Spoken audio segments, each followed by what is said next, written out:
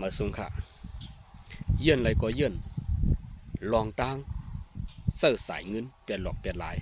หาเปิงขนาดคือกับป่านวานเมืองมือเหลียวอ่ำนิ่มอ่ำเศร้าป้ายมักมีก็ตกเตี่ยมเงินก็หายาบมากกูวันอย่าว่าที่เป็นเงินเก็บค่ะละเงินแต่เด็ดเจอจ่ายกูวันในสัมปหยาบไหนอ่ะก่อนนั้นหนูเลยมอพึกจะใส่เงินที่อันอ่ำมีอ่ำเป็นอันลำลองมันนั่น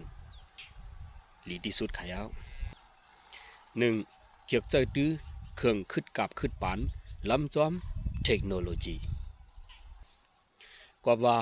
การล้ำจอมลองขึ้นกับขึ้นปานในมันก็ลีอยู่เดี๋ยวเลยหูว่าในโลกกำผาอันเฮาอยู่ในขึ้นเยอะเหมือสูงมากกาหือเย้าในนั้นขนาดเนาะก้วยกากลุ่มล้ำจอมลองขึ้นกับขึ้นปานอยู่ก้วยแต่มันก็อ่ำเป็นลายอ่ำตาบโหลล้ำจอมเป็นเตเป็นว่าก็เฮาอยู่เลยอยู่มาด้วยพงมือถืออันเฮายิบุกูวันในคณะอันเนาอันเมียวเงาเมียวเครื่องเงาเครื่องหนึ่งออกเหมือมาอยู่กูวันดิกพงเก่าอันเฮาเจอในก็ตึกเจอไรลีอยู่อ่ำเป็นสังเครื่องเหมือ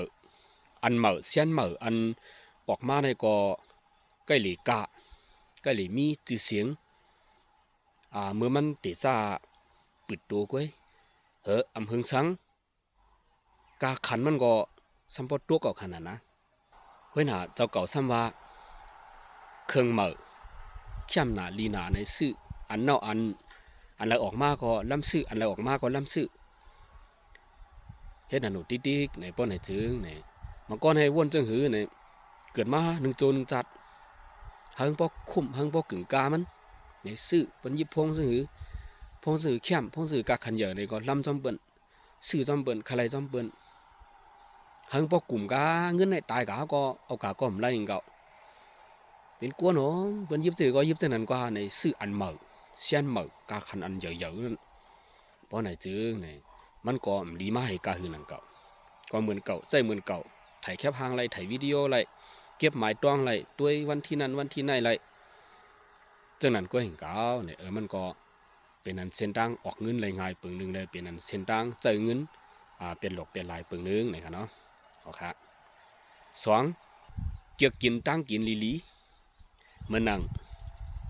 ตั้งกินหวานกากะอันมีชื่อเสียงก็ผีซาลีเนี่ยเขามุนซาลีเนี่ยหมูกระทะล้านเหยอะๆอันกาเหยอะๆลงเนี่ยในจะเนี่ยเกี่ยวกินซาลีค่ะนะสองในค่ะนะเกี่ยวกินซาลีเกี่ยวล้ำจอมลองอันมีชื่อเสียงนั่นขนาดเนาะเหมือนเจ้านางกาแฟเนี่ยเขามาวนด้วยเปิงแตงกับผีนั่นขนาดเนาะมาวนด้วยกับผีนำกับผีนั่นค่ะนะกินกับผีเนี่ยซาลีมันใน2 เฮง3 เฮง5 เฮงว่าขาทางที่มีว่ามึงมาเนี่ยก็ผีซาลีค่ะนะก็ผีเจ็ดนั่นขนาดเนาะอันคึกมันนั่นขนาดมีตั้งยามติดก็ผีกับผี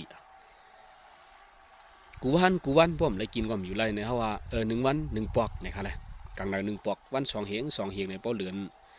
กว่ากระเหือค่ะละวัน3 เฮงกอก3 เฮงซาลีมันเนี่ยค่ะเลยพอเหลือน1 กว่ากระเหือค่ะทั้งกินอัน2-3 เฮงเฮตั้งกินอัน3-4 ปากในกับผีในมันก็เฮ็ดให้เฮาตื่นเต้นเลยเฮ็ดให้เฮาเลียดเซี่ยวอะไรอยู่มันก็เปิงสังกันนั่นขนาดเนาะกินจ้า3-4 ปากก็มันทำจืนปังอะไรอยู่นั่นขนาดนะก่อนนั้นไล่จะจ่ายเงินจังไหนสังว่ามีเงินในเฮาขาก่อมว่านั่นขนาดเนาะเพราะว่าอันนั้นได้ก็รัดตอนตากุนอันที่หลูกความเงินเขาหลูกเก็บเงินย้อนบ่ว่ากับบ้านเมืองมันก็หยาบนั่นขนาดเนาะสังว่ามีเงินในก่อมว่ากินวันหมื่นก็กวักหมื่นก็เป็นนั่งนั่นขนาดนะจานมีเงินจะเจอหลูกเก็บเงินเหมือนหนังข้าวเขาเลยสร้างเหมือนหนังก็ไอ้เสียวซะหลูกเก็บเงินหลูกสร้างเงินหลูกสร้างอนาคตเจ้าก็ให้พอมีเงินนั่นนี่ก็กินจ้า3-4 ปากมันก็เฮ็ดให้จืนปังเลยมันก็เฮ็ดให้สักษาเงินเฮาแทงปอดตอนนึงนั่นขนาดเนาะบางคนได้วนว่าเกิดมา1 โจ 1 จานเนาะมันกินจังนั้นก็หนังบ่ได้คุ้มหนังบ่ได้กึ่งกาในซื้อกินจังนั้นจังไหนเยืองเบิ่นบ่ไหนก็มันได้เฮ็ดให้เฮา มีทางเก็บเงินไรนั่นขนาดเนาะมันก่อมคึกมาให้กาหือมันก่อมเลือกาให้กาหือนั่นขนาดใครว่าได้ขนาดมันก็ได้เฮ็ดให้เฮาศักษาเงินนะครับมันก็ได้เฮ็ดให้เฮาศักษาเงินเต้ๆในขนาด3ในเกี่ยวกับหลีกกัดค่ะเนาะเกี่ยวกับหลีกกัดพวกหลีกกัดมาเนี่ยมันก็รีอยู่ที่เลยหัวในกัดเปิ้นขายทางนี้จึงขายเพราะว่าเรียกเพี้ยนลองซื้อลองขายได้ก็รีเหลวนั่นขนาดเนาะเปิ้นขายซึ่งหือมีซึ่งหือกัดกันในเปิ้นขายสังเนาะไล่วางกัดเปิ้นทางนี้น่ะเนาะในไล่เรียกเพี้ยนกัดเปิ้นไล่เปิ้นซื้อเปิ้นขายสังละลายกึ้นกัดกึ้นก็หือมีซึ่งหือพองเนี่ยนั่นได้ก็เป็นลองเรียกเพี้ยนได้รีอยู่เบิ่งนึงเพราะว่าพวกเกี่ยวกับหลีกกัดเฮาแล้วปุ่มขนาดนั้นในกัดเนี่ยมันกำนำได้เมียนคนในสาวโมลาดสาวขายเสียงในขนาดเนาะในญาสาวโมลาดอันห้าในญาคนทางหลีโมลาดอันในเสียงในล้านในกัดนี่ก็ซื้อซ้ำอยู่ไรขนาดนั้นเลยนะซื้อมาก็ซ้ำเจอหางเด็กๆก็โคหมักเมียวในขนาดนั้นก็ซื้อมันก็กวนมันก็ซอกดินเสียงเยอะห้านั้นก็หมักหัวซอกแคบดินห้านั่นขนาดนอมทมป้าห้าเห็นนั่นขนาดนะแอบนังห้านั่นนะบางเมียวในอันเก่าเขาขาก็ซ้ำบ่มีเอากันนั่นขนาดนอนบางอันช่ำดับหลุดไรเจอมันก็ทำเป็นเขาก็ทำอยู่กันไรอยู่นั่นขนาดนะคำในพวกเขากันในกาดเนี่ยกับญาก้นบ่อลาดเนี่ยเสื้อคาเล่มันแค่คาเล่ซึ่งนั้นซึ่งไหนขนาดเนี่ยมันก็บ่อลาดซื้อหนึ่งแถมหนึ่งขายนั่นนี่ไหนนั่นขนาดนะโคมของเมียวเนี่ยก็ไม่ทำเป็นก้นอันเบิ้นจักจุงง่ายแล้วก็เบิ้นลาดทางไงเบิ้นเน้นน้ำหังก็ทำซื้อออกมาดีๆเนี่ยนั่นก็มันเฮ็ดให้เพราะว่าเขาเหลือมาให้กาหือคึกเข้มมาให้กาหือนั่นขนาดเนาะบางก็ทำดีวนแทงซึ่งกันว่าเมื่อไงนั่นขนาดนะฮัลโหลมันซื้อก็เขาซื้อก็ให้พวกกึ่งกลางให้พวกคุ้มกาซอกดินเมื่อที่เสียงอย่างอันนั้นอันไหนว่าแอดีเดดว่าจีนได้ยังสังสิงหัวนะปจิปโยนั่นขนาดเนาะ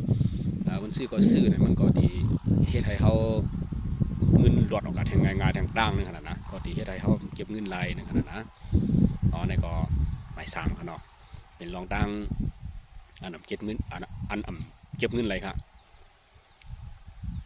พอใครเก็บเงินไหลก็เจอลายเหมือนจังหนังให้พอศักษาหรือไรเจอตื้อหรือไรเจอหรือไรเจออันดีมีเปลี่ยนหรือไรมีหรือไรเจออยู่นั่นดีรีเปิงนึงนั่นขนาดนั้น4การเครื่องเรียนเอียนเรียนแห้งมันก็ในเหมือนไพ่เพื่องนั่นขนาดเนาะลองเรียนเอียนเรียนแห้งเลยค่ะนะลองป้ายอยู่ลีเลยค่ะเนาะที่เต้มันดับหรือไรเจอเครื่องกำเกียมหังก็เขาเรียนอะไรค่ะลองป้ายอยู่ลีมันก็ได้เรียนเนี่ยมันก็ได้หมบเต้าสังสิงมันก็มีลายกูสำชันเปลืองหาลายป้ายอยู่ลีลายเรียนเอียนเรียนแห้งค่ะเนาะดับหรือไรเจอเครื่องกำเกียมมันกว่าซื้ออันเมียวไหนว่ากว่าซื้ออันยุกว่ากว่าซื้ออันหมักนักเมียวนั้นเมียวไหนว่านั่นก็เป็นเส้นตั้งจะเงินเป็นหลอกเป็นหลายขนาดนั้นคิดได้ซื้อมาเขาก็ทำเรียนเต้เรียนว่าเฮ็ดตีเฮ็ดวางมันก็ซื้อเปียดหลอกเปียดหลายเป็นเงินหัวชิบหาบางอันหายามหันเงินหัวชิบกว่าหัวชิบเหงาขนาดว่าซื้ออะไรอันนั้นที่เต้ลองเรียนเรียนแห้งในมันก็ไปตับหลุดเลยใจเครื่องกำเกียมมันก็เรียนอะไรอย่างนั้นขนาดเนาะสังว่ามีเงินในก่อนว่านั่นขนาดนะสังว่ามีเงินเท่าว่าตอนตา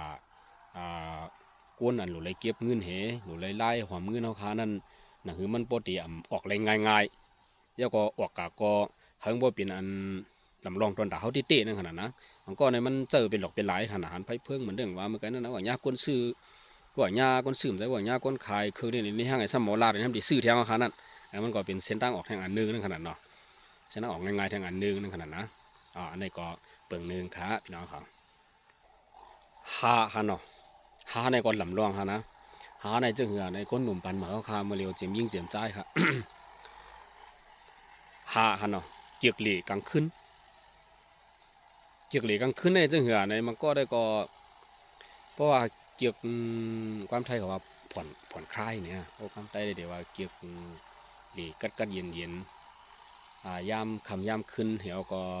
หลีกัดเย็นนั่นในก็รีอยู่เปิงนึงนั่นขนาดเนาะเดี๋ยวก่อนเป้าใหม่เกียกไปตั้งกลางค่ำกลางคืนนั่นก็รีอยู่เปิงนึงถ้าการทั้งเปิงทำคนหนุ่มปันมาเขาคาถ้าหลีเกียกหลีกลางค่ำกลางคืนในเกียกจอมลองการส่งเสริมเกี่ยวกับลองส่งเสริมห้องความกะอาจจะลองเส้นในมันซึ่งเหืออะไรเพราะมีเงินได้ก่อรีอยู่ในทางหันนะก็เหมือนเช่นนั้นเองก็ทางว่าดอนดาเขาคาหลุดเก็บเงินในก็มันก็ดีมาตุ้มเตะติเพียงในบ่หลีกลางคืนในมันเป็นกลางคืนนั้นเป็นข้าวอันกัดเย็นข้าวอัน ก้นทางดีทางเราเขาก็ซ้ำเฮ็ดทางเฮ็ดพางเฮในจ้อมร้าน KTV ว่าจ้อมร้านคาราโอเกะว่าจ้อมป้าเราสังสิงว่านั่นขนาดเนาะ